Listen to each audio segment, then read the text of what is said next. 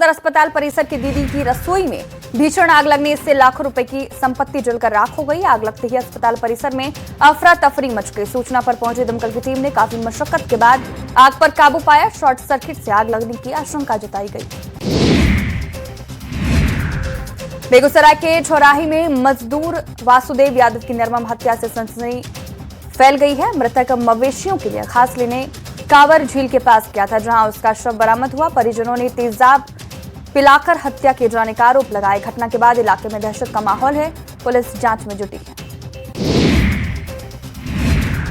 छपरा में राजस्व कर्मचारी को अज्ञात अपराधियों ने गोली मार दी। घायल राजस्व कर्मचारी को गंभीर हालत में पटना रेफर किया गया। घटना साहिजपुर थाना क्षेत्र की है। राजस्व कर्मी काम पूरा करके घर लौट रहे थे, तभी मोती छपरा पुल के पास घात लगाए अपराधियों ने गोली मार दी। फिलहाल पुलिस मामले की जांच में जुट गई। मुजफ्फरपुर में एक बेटे ने अपने बुजुर्ग पिता की ही पीट कर हत्या कर दी। मामला गरह थाना क्षेत्र का है। मृतक अपने पोते के साथ खेल रहे थे। इसी दौरान आरोपी बेटे ने घटना को अंजाम दिया। पोते को मारने से मना करने पर गुस्साए बेटे ने पिता को मार डाला। आरोपी नशे में था। घटना के बाद आरोपी बेटा मौके से फरार हो गया। सिवान में उस समय मातम पसर गया जब सड़क हादसे में जान गंवाने वाले 5 लोगों के शव गांव पहुंचे। हादसे में एक ही परिवार के 4 लोग समेत कुल 5 लोगों की मौत हो गई थी। यह भीषण हादसा उत्तर प्रदेश के आजमगढ़ में हुआ था, जहां तेज रफ्तार कार खड़े कंटेनर से जा टकराई। गांव में एक साथ 5 अर्थियां उठने से माहौल गमगीन हो गया। बेगूसराय के रतनपुर थाना क्षेत्र में रिश्तों को शर्मसार करने वाली घटना सामने आई। युवक रवि रोशन कुमार का शव संदिग्ध हालत में फंदे से लटका मिला। परिजनों ने संपत्ति के लिए साले पर हत्या कर शव लटकाने का आरोप लगाया। मृतक को परिवार का इकलौता वारिस था। पुलिस मामले की जांच में जुटी। रोहतास के तिलौथू में आपसी रंजिश में हुई मारपीट में एक युवक की मौत हो गई। सैना गांव में भूत प्रेत को लेकर अफवाह फैला दी गई थी। इसी दौरान इसी विवाद में गांव में कुछ लोगों के बीच मारपीट हो गई। मारपीट में गंभीर चोट लग जाने से विवेक कुमार की मौत हो गई।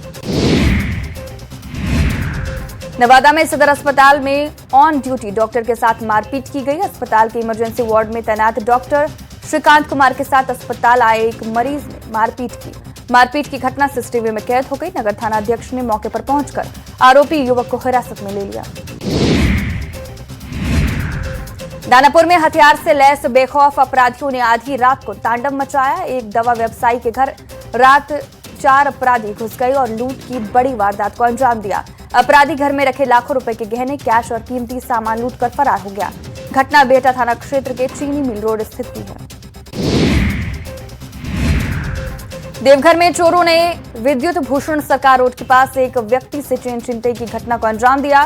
पूरी घटना वहां लगे सीसीटीवी कैमरे में कैद हो गई। पीड़ित सुबह अपने बच्चों को स्कूल बस तक छोड़ने गया था। युवक ने अचानक पीड़ित के गले से करीब 2 भर सोने की चेन और रुद्राक्ष की माला झपट ली और फरार हो गया। मोतिहारी में पहचान छिपाकर धर्म परिवर्तन कर शादी करने का मामला सामने आया है। मुस्लिम युवक पर आरोप है कि उसने नेपाल के सीमावर्ती इलाके की हिंदू युवती को फर्जी तरीके से अपने जाल में फंसा लिया। हिंदू बताकर उससे शादी रचाई, फिर धर्म बदलने का दबाव बनाया। अब युवती न्याय के लिए दर दर भटक रही है। औरंगाबाद के ओबरा देवी मंदिर के पास से लापता हुए 4 साल के आद्विक का 30 घंटे बाद भी कोई सुराग नहीं मिल पाया। बच्चों के परिजनों ने अपहरण की आशंका जताते हुए ओबरा थाना में प्राथमिकी दर्ज कराई। परिजनों ने जिस महिला पर बच्चे को ले जाने का शक जताया है, मामले की गंभीरता को देखते हुए पुलिस की विशेष टीम और डीआईयू की टीम जांच में जुटी है। रामगढ़ में दामोदर नदी में नहाने के दौरान 3 बच्चे बह गए। एक बच्चे को बचा लिया गया, जबकि 2 बच्चे अभी भी लापता हैं। सूचना मिलते ही कुजू ओपी पुलिस मौके पर पहुंच गई। स्थानीय गोताखोर लापता बच्चों की तलाश में जुटे। परिजनों के मुताबिक फुटबॉल खेलने के बहाने बच्चे घर से निकले थे। रांची में अज्ञात चोरों ने 3 दुकानों को निशाना बनाकर चोरी की बड़ी वारदात को अंजाम दिया। चोर दुकानों में रखे नगद और अन्य सामान लेकर फरार हो गया। घटना गोंदा थाना क्षेत्र के मिसिर गोंदा इलाके का है। घटना की सूचना मिलने के बाद गोंदा थाना पुलिस मौके पर पहुंची और मामले की जांच में जुटी। गुमला के चैनपुर थाना क्षेत्र के प्रेम नगर में मवेशी चोरी की बड़ी वारदात सामने आई। चोरों ने घर के बाहर बंधी गाय और बैलों को चुरा लिया। पूरी घटना पास लगे सीसीटीवी कैमरे में कैद हो गई। ग्रामीणों ने पुलिस से सीसीटीवी फुटेज के आधार पर आरोपियों की पहचान कर गिरफ्तारी और इलाके में गश्त बढ़ाने की मांग की। सिमडेगा के महाबुआंग थाना क्षेत्र में पदस्थापित राजू तिर्की की अपनी ही बंदूक की गोली लगने से मौत हो गई। जानकारी के मुताबिक राजू तिर्की सुबह अपनी बंदूक की सफाई कर रहे थे। इसी दौरान अचानक बंदूक का ट्रिगर दब गया और सिर में गोली लगने से मौत हो गई। राजू तिर्की 2011 बैच के सिपाही थे।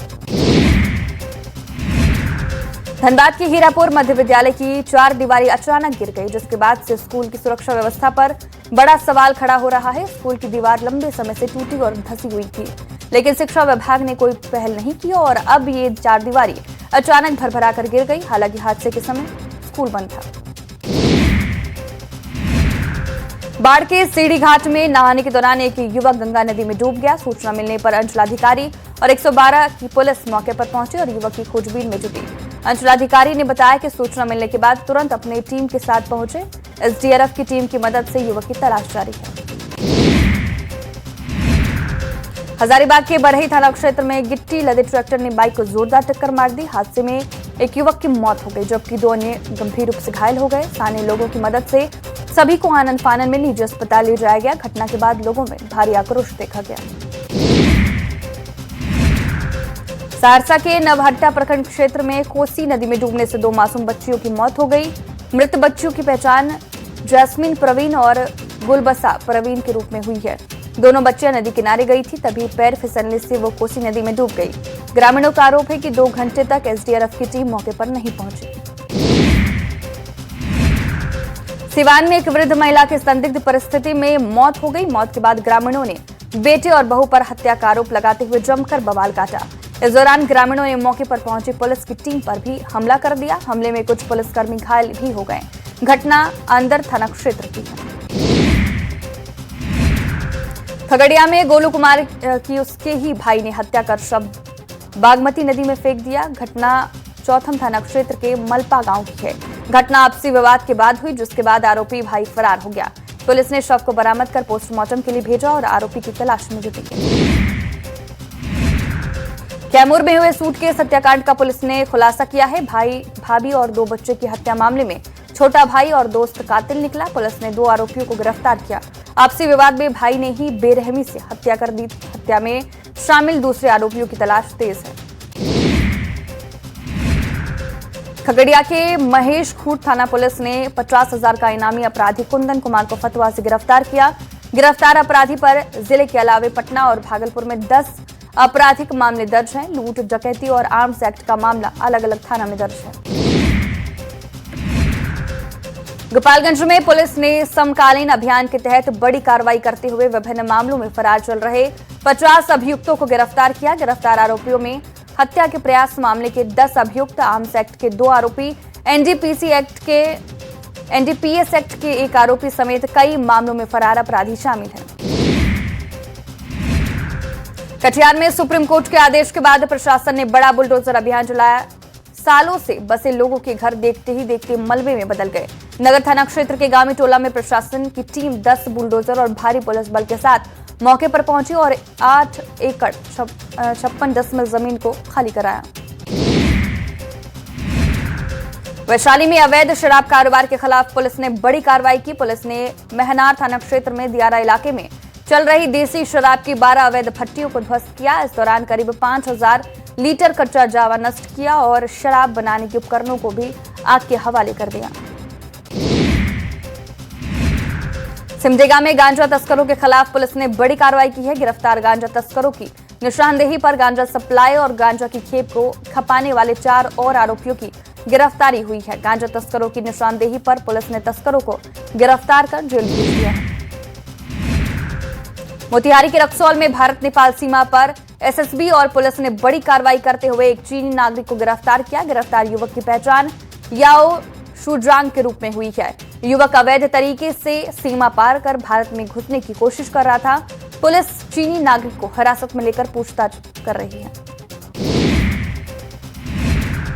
बेतिया के बहुअरवा गांव में जिला प्रशासन और एजेंसियों की संयुक्त टीम ने छापेमारी कर 6 नाबालिग लड़कियों का रेस्क्यू किया। पुलिस ने स्थानीय ऑर्केस्ट्रा संचालक रामबाबू गुप्ता समेत करीब 6 लोगों को हिरासत में लिया है। रेस्क्यू की गई सभी 6 लड़कियां नाबालिग हैं। धनबाद में विनोद बिहारी चौक 8 लेन सड़क के रास्ते गाड़ी में 10 गौवंश लादकर तस्करी करने की सूचना मिली थी, जिसके बाद पवित्रतम सेवाधाम गोरक्षक के लोग पहुंचे और इस दौरान रोकने की कोशिश पर तस्करों ने गोरक्षक को कुचलने की भी कोशिश की। पुलिस के आने की जानकारी लगते ही तस्कर फरार हो गए। रांची में अपराधियों और वारंटियों के खिलाफ रांची पुलिस ने बड़ी कार्रवाई करते हुए ऑपरेशन प्रहार चलाया। एसएसपी के निर्देश पर शहर और ग्रामीण इलाकों में अभियान चलाया गया। अभियान में पुलिस ने एक ही रात में 120 से ज्यादा अपराधियों को गिरफ्तार किया, जबकि 250 से अधिक लंबित वारंटों को निष्पादन किया गया। वैशाली में फरार आरोपी के घर भगवानपुर थाना पुलिस ढोल नगाड़े के साथ पहुंची। पुलिस ने मुख्य आरोपी भोला कुमार के घर इश्तिहार चिपकाया। आरोपी पर मार्च महीने में जानलेवा हमला और फायरिंग का आरोप है। पुलिस ने ग्रामीणों के सामने आरोपी को जल्द सरेंडर करने की चेतावनी दी।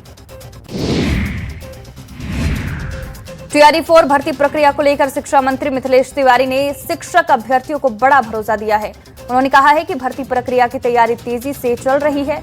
सरकार इस मामले को गंभीरता से लेते हुए लगातार प्रक्रिया आगे बढ़ा रही है। शिक्षा मंत्री ने अभ्यर्थियों से तैयारी जारी रखने की अपील की। जमुई में प्रदेश अध्यक्ष संजय सरावगी प्रधानमंत्री नरेंद्र मोदी की ईंधन बचाने की अपील का पालन करते हुए नजर आए। उन्होंने वंदे भारत एक्सप्रेस से यात्रा की और पटना से जमुई पहुंचे। जमुई स्टेशन पर खेल एवं उद्योग मंत्री श्रेयसी सिंह ने उनका स्वागत किया।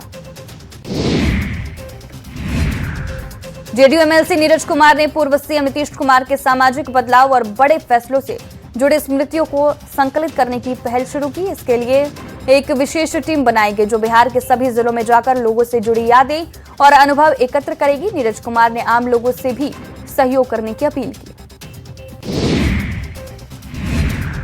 अडानी समूह के चेयरमैन गौतम अडानी बिहार दौरे पर हैं। गौतम अडानी पत्नी प्रीति अडानी के साथ सारण के गायत्री मंदिर शक्तिपीठ पहुंचे, जहां वो मस्ती चक स्थित अखंड ज्योति नेत्र अस्पताल में आयोजित कार्यक्रम में शामिल हुए।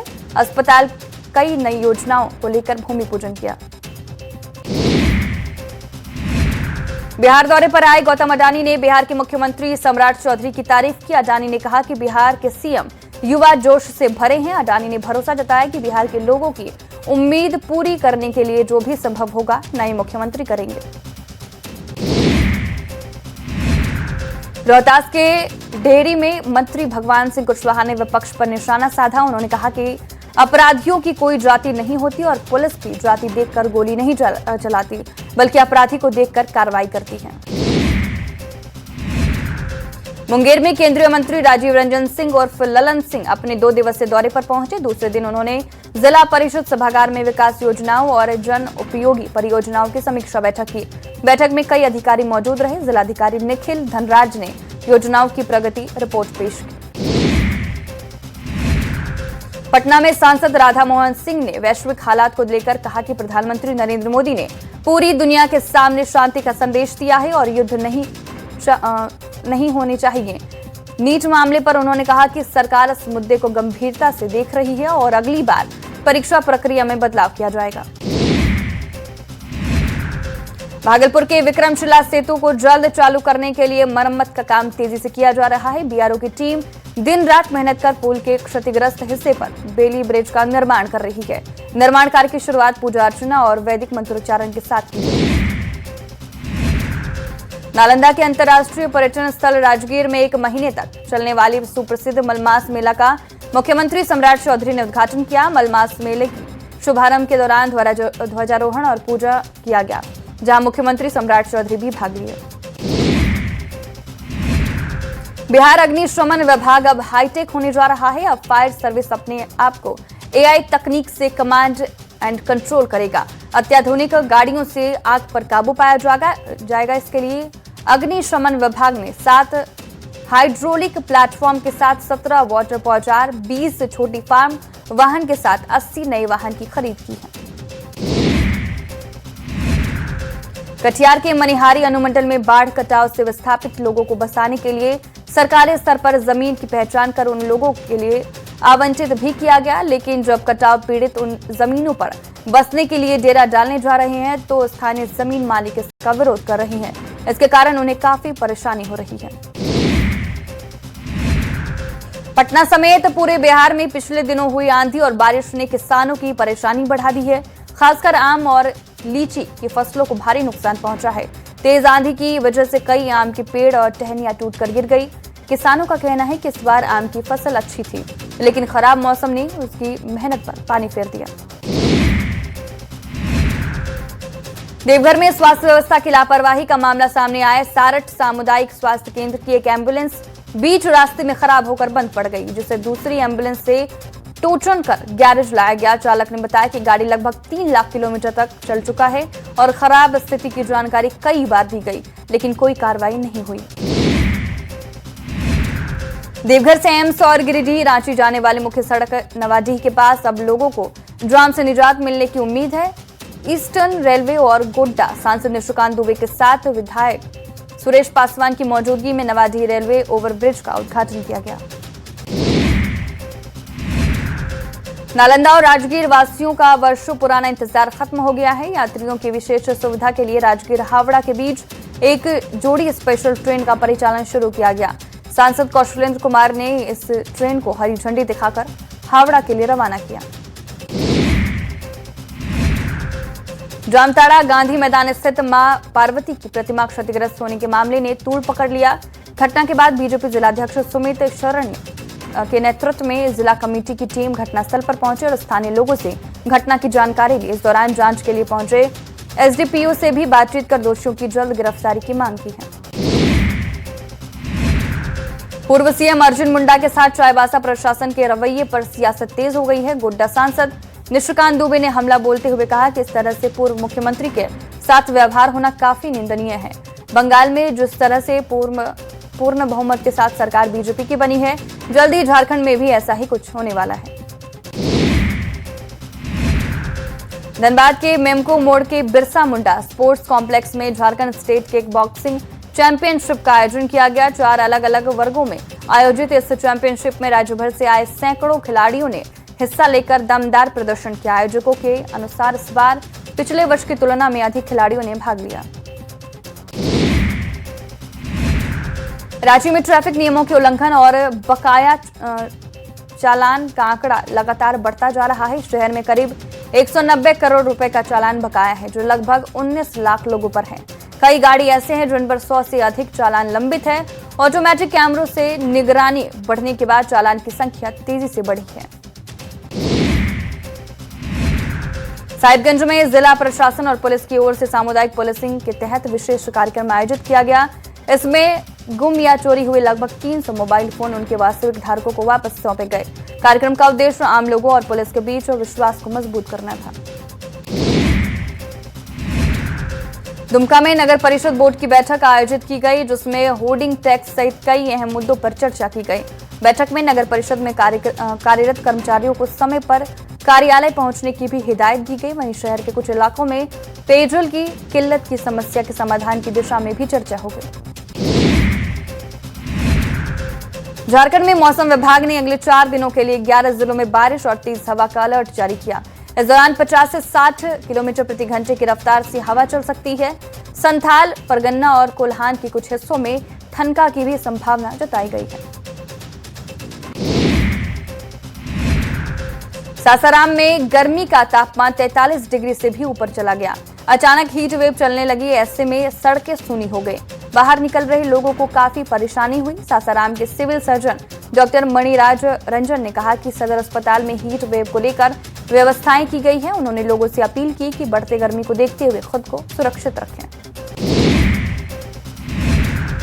सिमडेगा विधायक भूषण बाड़ा ने जनता से सीधा जुड़ाव बढ़ाने के लिए भूषण बाड़ा मोबाइल ऐप लॉन्च किया। रविवार को परिसदन में आयोजित कार्यक्रम में विधायक ने ऐप का लोकार्पण कर इसे जनता को समर्पित किया।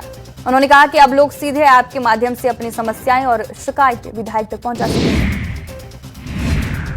जामताड़ा में एसपी शंभू कुमार सिंह ने बागडेरी, कुंडहित थाना और कुदमल्लिका चेकपोस्ट का औचक निरीक्षण किया। निरीक्षण के दौरान थाना परिसर, बैरक, मेस और सुरक्षा व्यवस्था का जायजा लिया गया। एसपी ने अधिकारियों के साथ बैठक कर कानून व्यवस्था और लंबित मामलों की समीक्षा की। उन्होंने अपराधियों पर निगरानी बढ़ाने और फायर वारंटियों की गिरफ्तारी के निर्देश दिए। सासाराम के फजलगंज स्थित संकट मोचन हनुमान मंदिर में शनिदेव की जयंती मनाई गई। इस अवसर पर हिंदू जागरण मंच ने रक्तदान शिविर का आयोजन किया, जिसमें बड़ी संख्या में युवाओं ने रक्तदान किया। हिंदू जागरण मंच ने रक्तदान करने वाले युवाओं को एक कार्ड भी दिया। गोपालगंज में बिहार पंचायत नगर प्रारंभिक शिक्षक संघ की जिला कार्यकारी बैठक आयोजित हुई।